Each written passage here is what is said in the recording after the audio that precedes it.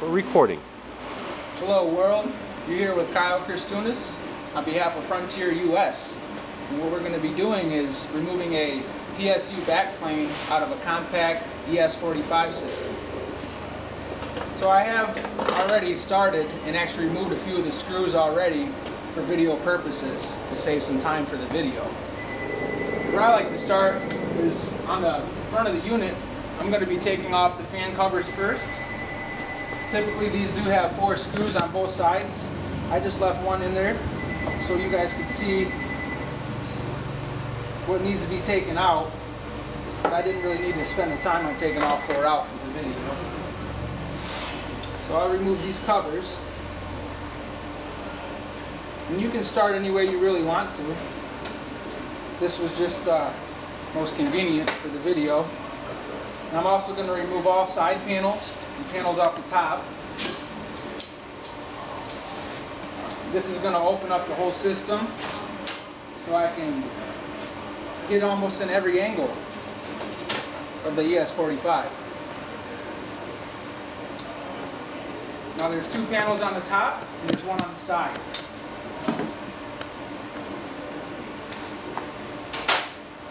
Access.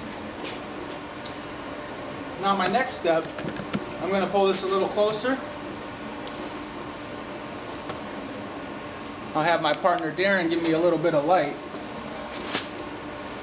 We're actually going to remove these fans now, which slide right out of the rack. Sometimes it can be a little tedious. You just got to be a little patient. Try not to force them out. And they usually cooperate.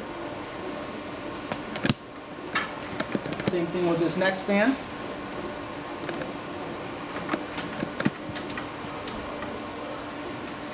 You can see it's a little tedious. If you can work it without forcing it too much, not too hard to get out. So now you can see we're looking at the bracket and the cover for the back plane for the power supply. So what I'm going to do now is turn the unit around. That way we can give you guys a better look at it.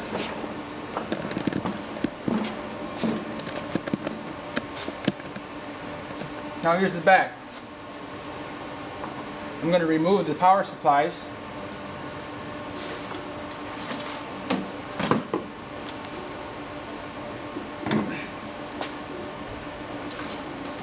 Now the other side of this is open as well, as I did take some of the covers off for video purposes. So now what you're going to see in the back of the ES45 is the PSU backplane. There's 3 screws holding it on, or I'm sorry, there's actually 6 screws holding it on. 2 for each power supply.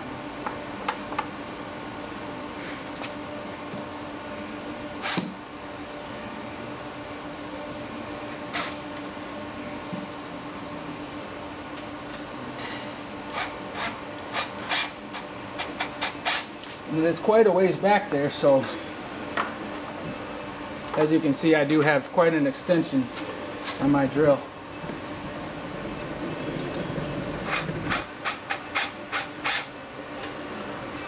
Now once again, for video purposes, you will want to remove all screws, as I only tightened and loosened the ones on the outside to help the video move a little quicker. So once you do have all 6 of the screws loosened from the back plane, I will move this unit once again so you guys can get a better view.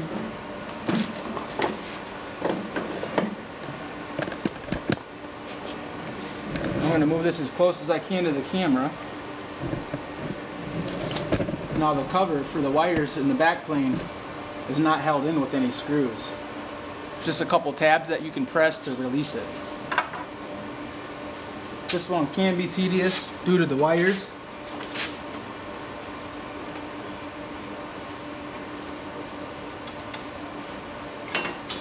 But it is pretty simple.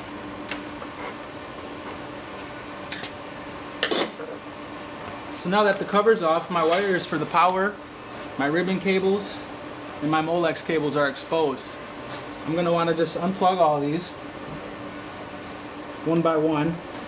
I usually do the power supply cables first, and plugs, the 4-prong power plug, because they take up the most space. So I get them out of the way. After that, we have a ribbon. It's held in with a bracket. You have to release both sides of that to release the ribbon.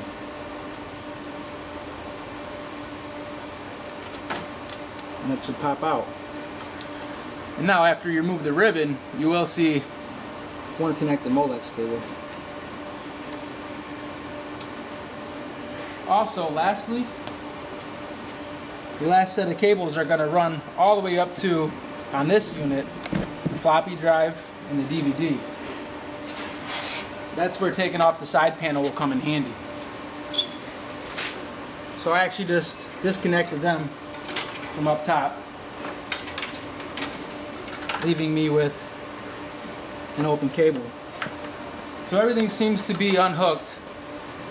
Now we're going to go ahead, I'm going to spin the unit around once more, and we should be able to pull the PSU backplane out of the system.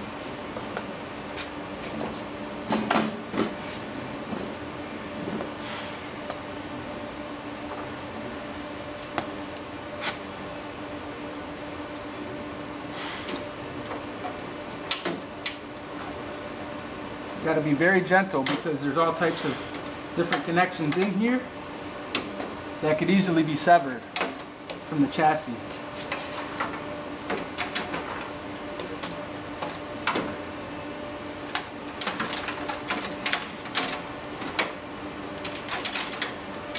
And there you have it. My PSU backplane fully removed. So thanks for tuning in with us today, and I hope this was a helpful video on removing a PSU backplane out of an ES45. Thanks again from Kyle here at Frontier US. Visit us at frontierus.com.